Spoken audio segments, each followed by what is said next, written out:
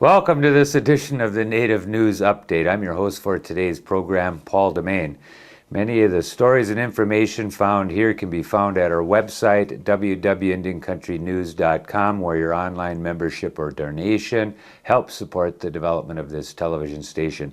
Here's some of the news from articles from the day from the Associated Press and other Native American news sources. A man has pled guilty to charges in a crash that killed a woman on the Fort Berthold Reservation last May. Delmer Shepard of Mandaree, North Dakota, pleaded guilty in federal court last week to charges of involuntary manslaughter and assault resulting in serious bodily injury. The 29-year-old Shepard is to be sentenced April 6th in Minot. He faces up to 18 years in prison and a $500,000 fine. Authorities said Shepard had been drinking and took prescription drugs before the May 18th crash near Parshall, North Dakota. They said the car he was driving sideswiped two pickups and a van, killing 49-year-old Sandra Johnson of Newtown, who was a passenger in one of the pickups. A federal judge has refused to reconsider a ruling that bars the Ponca tribe of Nebraska from building a casino in Carter Lake, Iowa. The U.S. Department of Justice asked Charles Woolley of Southern District of Iowa to reconsider the case. In November, Woolley reversed a December 2007 decision by the National Indian Gaming Commission that would have allowed the casino to be built. Woolley wrote that the commission was not authorized to approve a casino for the 5-acre site because an agreement between the Bureau of Indian Affairs and the state of Iowa in 2003 took precedence. The agreement said the land would not be used for gambling purposes. The Justice Department had argued that Woolley misinterpreted the agreement. A coalition of tribal groups and conservationists have appealed to the federal government and their decision to renew a permit that combines the facilities and coal reserves of two northeastern Arizona coal mines. The Office of Surface Mining approved a life of mine permit last month that covers Peabody Energy's Kayenta mine and allows operations to continue there into the year 2026. In their appeal filed last week, the groups cited concerns about air and water pollution, global warming, groundwater depletion, and impacts to religious freedom. They also contend they weren't given enough time to comment on the permit. The Kayenta permit now includes coal reserves from the shuttered Black Mesa mine. The federal agency says a separate permitting process is required to resume mining at Black Mesa. The mines are on the Hopi and Navajo reservations. Instead of standing before a panel of administrators, troublemakers, and truants at the Fond du Lac Ojibwe School in northeastern Minnesota join a traditional circle of elders where voices are heard and lessons are stressed.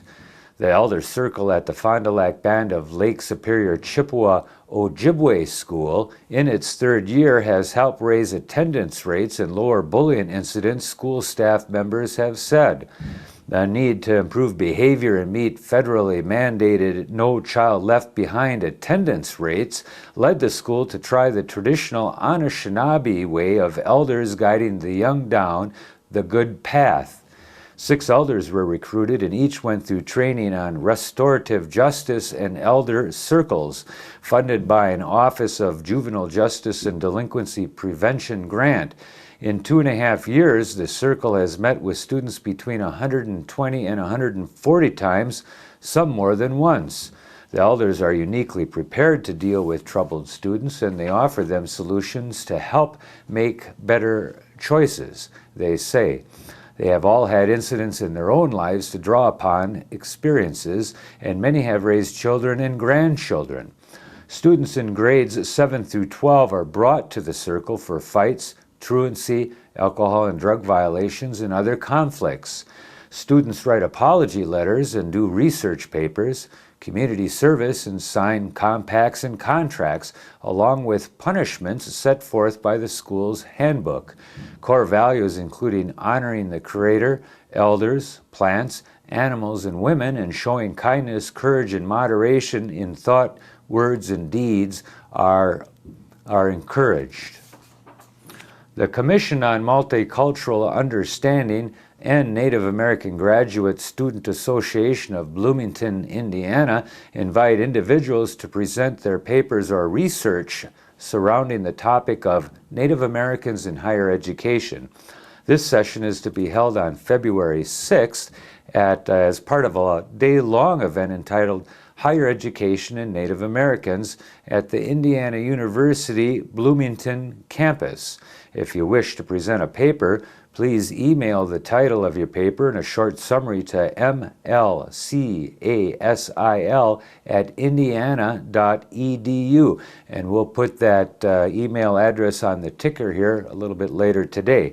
Deadline is January 30th. Following the paper presentations, there will be a keynote speech given by Dr. Linda Warner, the president of Haskell Indian Nations University. Remember that we have a live feed coming up here on Valentine's Day, February 14th. It'll be in the Powwow Digital Player. That's for the 5th annual WOJB Valentine's Day Hand Drum Contest.